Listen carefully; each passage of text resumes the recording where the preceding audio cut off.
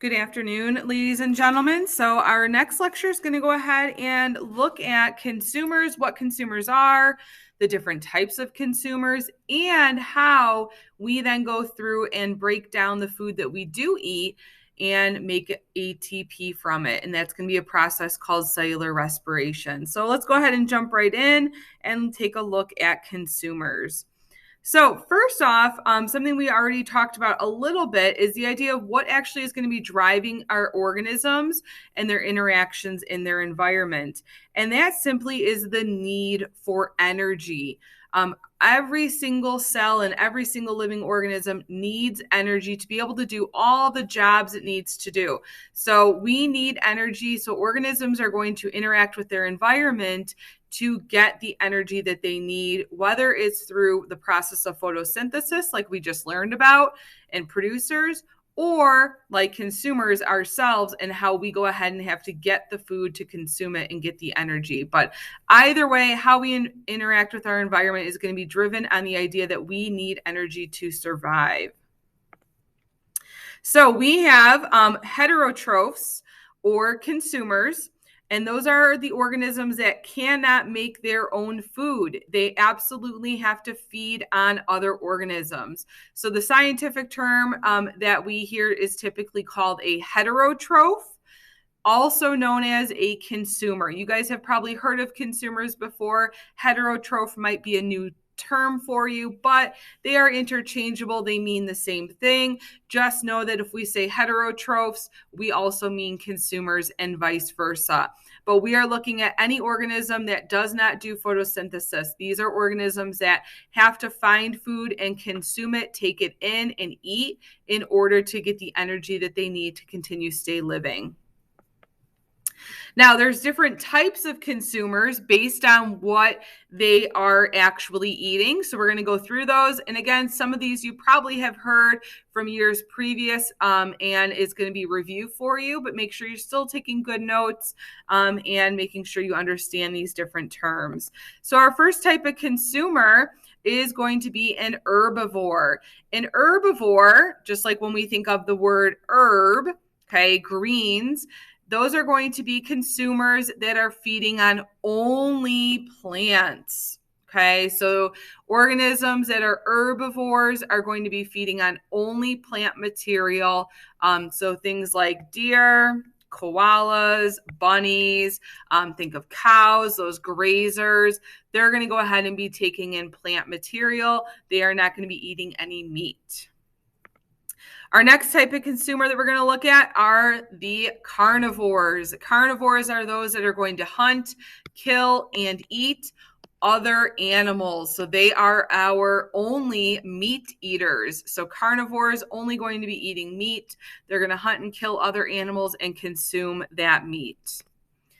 Then we have omnivores, okay, which are ourselves. So those heterotrophs are going to be feeding both on plant material and other animals. So we're going to go ahead and eat both plants and animals as omnivores. Now, obviously, we have people by choice that eat vegetarian and vegan and things like that. But overall, as a species, we are considered omnivores. We would eat both plant and animals to go ahead and gain our energy. So think about a little bear, or a big bear, and they're going to go ahead and maybe go to a stream, grab some fresh salmon. They're going to eat that salmon, but they'll also go ahead and stop by a berry bush and they're going to eat some berries as well. So they're going to go ahead and be taking both plant and animal product in. Our next type of consumer are what are called scavengers. So they are going to scavenge for their food. They're going to go ahead and find animals that have already died. They have been likely killed in some other manner, whether they were hunted or accidental, but they're going to go ahead and feed on animals that have already died. So they're not doing any of the hunting and the killing. They're just going to find the leftover remains and they're going to go ahead and feed on those leftover dead animal remains. So things like vultures, hyenas. I always think of these guys from The Lion King in the elephant yard and all the bones and things, but they're going to pick through those already dead animals and go ahead and get their energy through that. All right, our next type of consumer, we're going to look at our decomposers. So things like bacteria and fungi, they are decomposers. Decomposers are going to break down dead and decaying plants and animals. So in their process of breaking those dead and decaying plants and animals down, they are going to be getting and absorbing energy from those dead and decaying organisms. So decomposers, things like fungi, mushrooms. Sometimes people think that mushrooms are actually a producer, a plant, but they are not. Fungus is a decomposer. So when you think of like a log or a tree and you see fungus growing on it, those fungi are breaking down that dead and decaying tree. Same thing with bacteria. They're going to go ahead and be breaking down those compounds into simpler molecules. So decomposers, they're going to break anything down that has been dead and decaying, whether it's plant or animal. Those things are going to get broken down into simpler molecules, and then they can be easily absorbed into the soil and back into that ecosystem. All right, our last one are detritivores. So our detritivores are going to go ahead and grind and eat up what is called detritus material. Okay, so we're looking at things like earthworms. So really what they're doing is they're taking what the decomposers broke down. So decomposers are going to break down that dead and decaying material into what is called detritus. Okay, so that's a big thing we sometimes get confused with. So decomposers, they make detritus. Okay, so in the process of decomposers breaking down that dead and decaying material, detritus is made. It's kind of just small, dead, broken up material. Detritivores, they are going to come in and they're going to go ahead and grind and eat up that detritus material that was left over from the decomposers. And they're going to go ahead and they're going to break it down even further.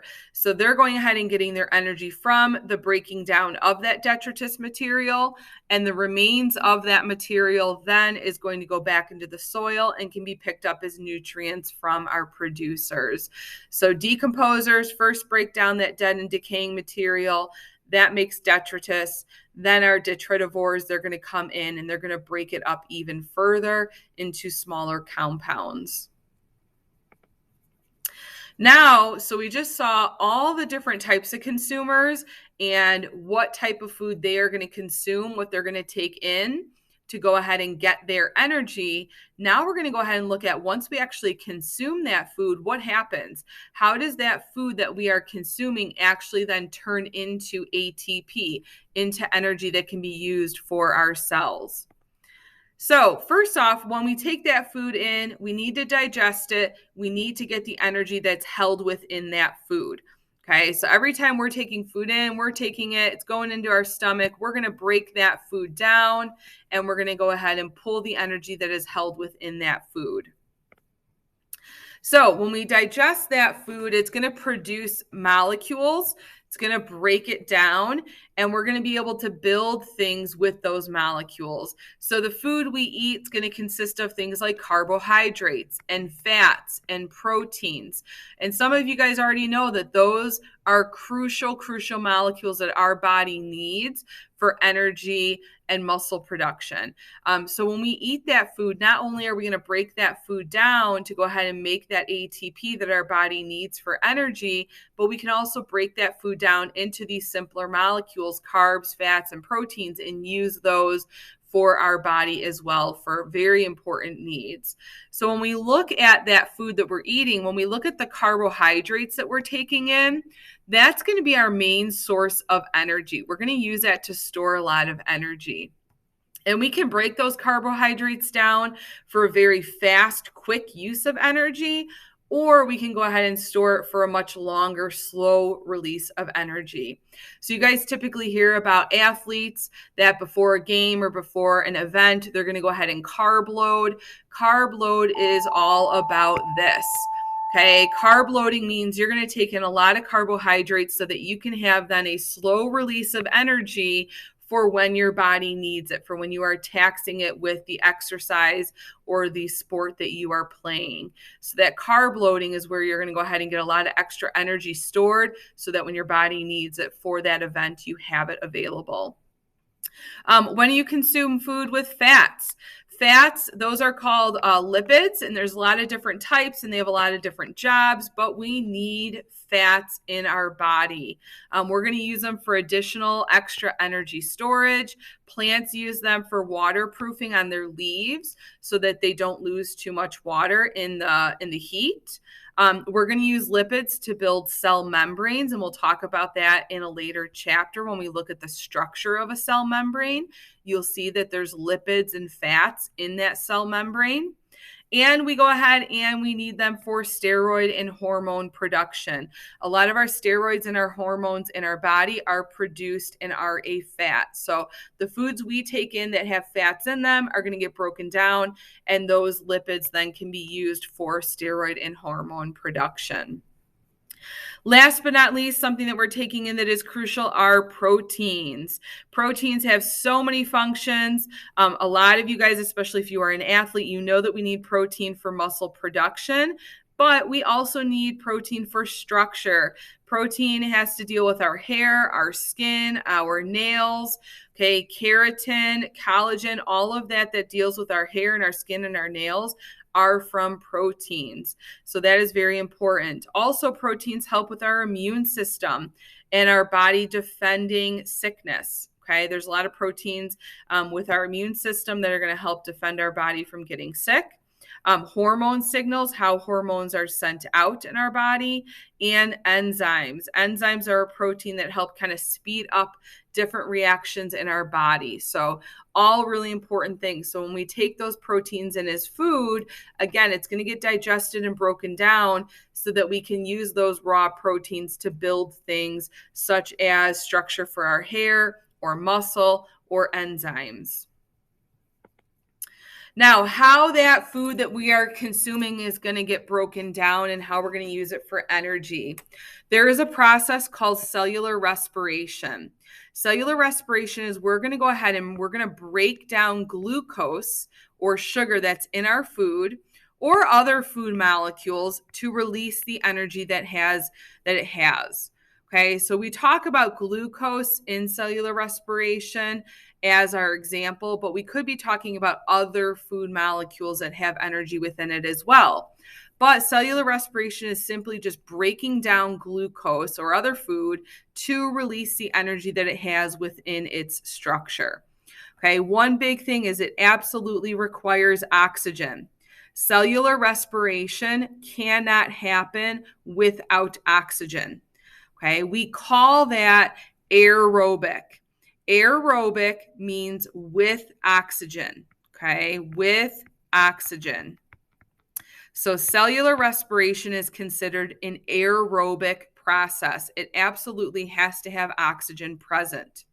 We are going to look at some things that are considered anaerobic. Anaerobic means without oxygen, and we're going to talk about that shortly. Okay, but if you ever hear anaerobic, that means something that can happen without oxygen. Okay, but when we look at cellular respiration, we have to have oxygen there for us to be able to break that food down entirely and get that energy that we want. It's going to take place in a structure called the mitochondria. You guys have probably heard of the mitochondria before. In classes, we always refer to it as the powerhouse of the cell.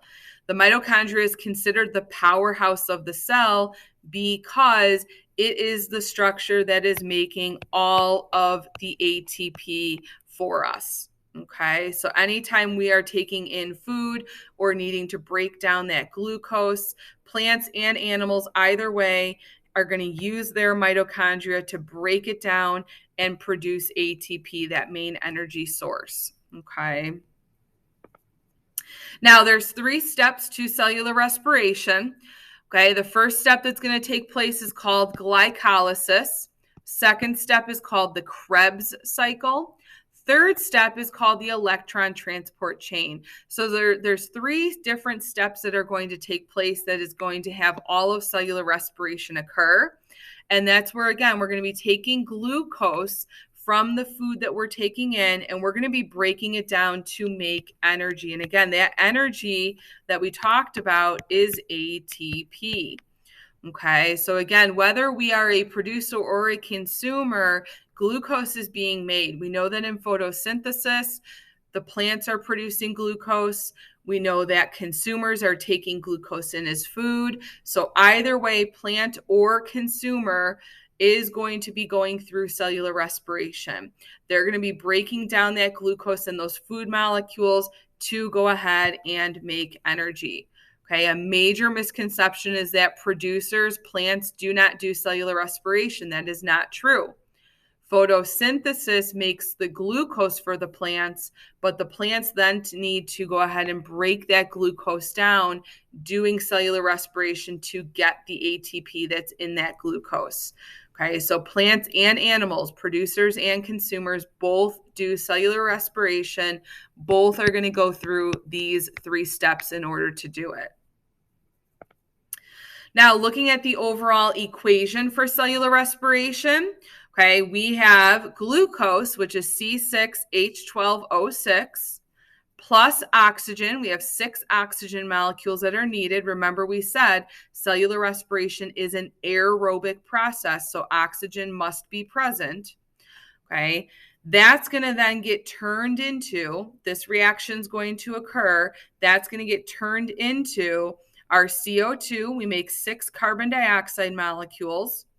We then make 6 water molecules and energy. And again, that energy is that ATP. That's what our cells are going to be able to use to do work. Okay.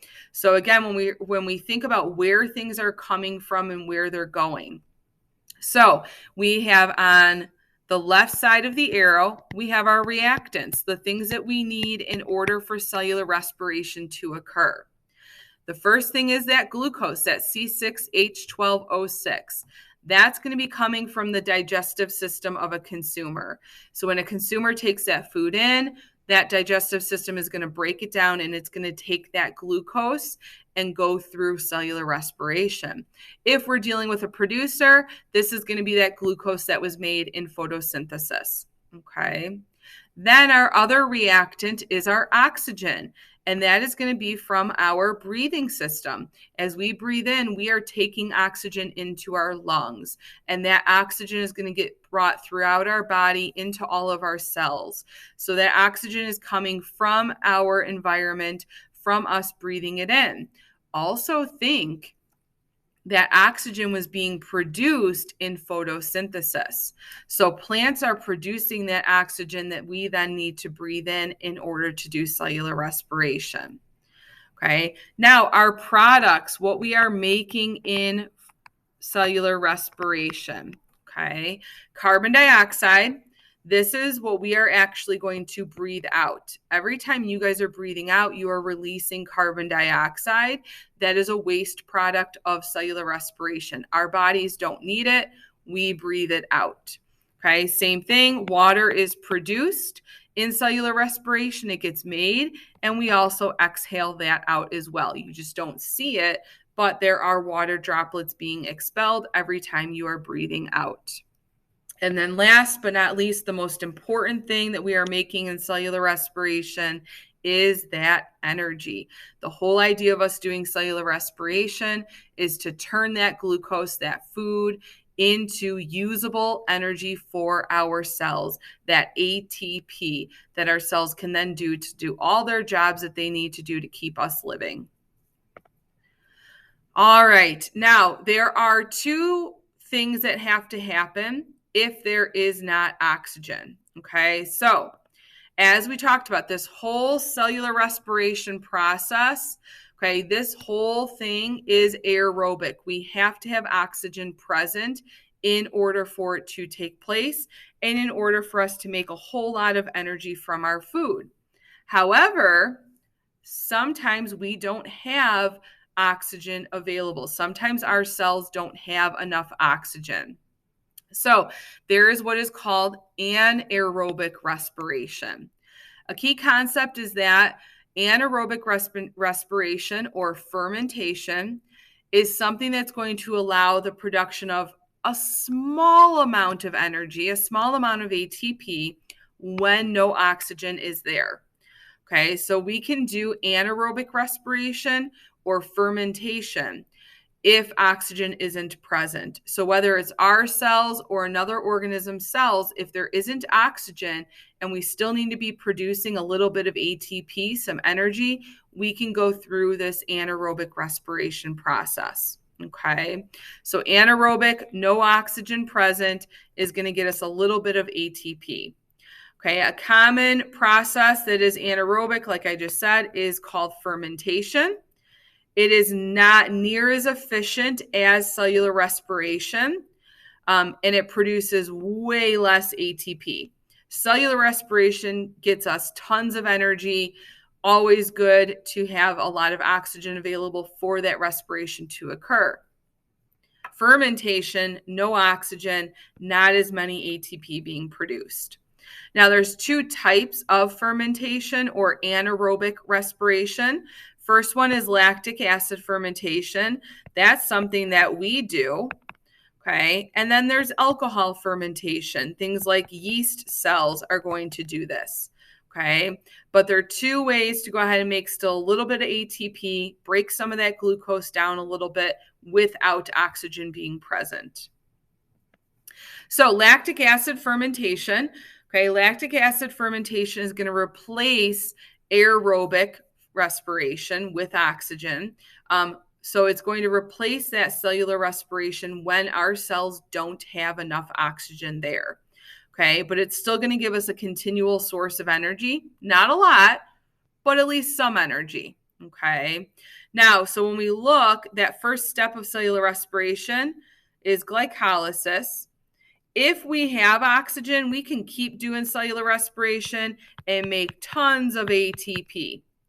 If after that first step of cellular respiration, if we don't have enough oxygen in our cells, that's when we switch over to that fermentation. We could be doing that lactic acid fermentation. Okay, so lactic acid fermentation is something that we as humans, our cells will switch over and start doing in the absence of oxygen.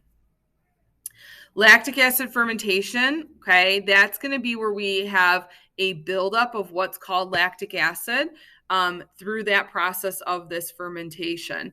So it's actually going to build up in our muscle tissues, and that's what's causing our burning and painful sensation in our muscles when we're exercising.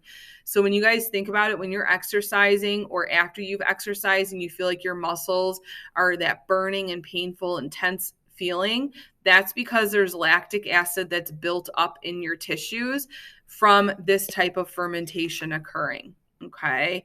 So that's where after like a lot of exercise, your muscle cells have been depleted of oxygen, so they can't keep doing cellular respiration. So instead, they start doing that lactic acid fermentation to make some ATP, but that causes lactic acid in your muscles, and that causes that soreness and that burning feeling during your exercise. Okay, so it's something that our cells do when we don't have enough oxygen, but it produces this lactic acid stuff that's going to give us kind of that burning sensation in our muscle cells. Now, the other type of fermentation is called alcoholic fermentation, and we're going to see this in yeast and bacterial cells. And this is where, again, when we're trying to break down some sugar, some glucose, if oxygen is not present, it's going to switch over to fermentation. It's going to switch over to anaerobic respiration. And it's based on that type of cell going to go through alcoholic fermentation. Okay, and that's where we're going to go ahead and take what's made in that first step, glycolysis, and it's going to cause a breakdown and turn into alcohol and carbon dioxide. Okay, so alcoholic fermentation is going to continue breaking down that glucose that we would in cellular respiration, but because there's no oxygen, we're going to see alcohol get produced and carbon dioxide get produced. Okay. And we're going to see that little bit of ATP. So this is how alcohol, things like wine and beer are produced. So we're going to see that the sugars that are found in grapes, if they're deprived of oxygen, they're going to get broken down and produce the alcohol that we see in wine. Same thing with yeast, with bread making. Okay, when you think about if you've ever seen bread making, you have to let your bread sit and the yeast starts breaking down the sugars in the bread dough, and it's going to go ahead and start producing alcohol and carbon dioxide, which is why the bread actually rises and doubles in size before you bake it. Okay, and that's because the carbon dioxide is being produced. It's producing little bubbles of air and making it bigger. And there's alcohol produced as well sometimes with that yeast. That's obviously going to go ahead and get baked, that bread. And once it does, the yeast that the alcohol has been produced by is completely gone. So there's no alcohol in the bread or anything because the heat's taken it out. Okay, but again, it's just another way that if cells do not have enough oxygen, they're going to switch over to a type of fermentation. And again, if it's a yeast or a bacterial cell, it's going to do this alcohol fermentation, which is how we see certain alcohols get made and how we see certain breads get made. Okay, so 2 ways that we're going to go ahead and continue the breakdown of sugars when no oxygen is present. All right, guys, so that is it for today. If you have any questions, make sure you ask. Make sure you've taken good notes, and we'll go ahead and kind of reinforce this material in class with some various activities. All right, guys, have a good day.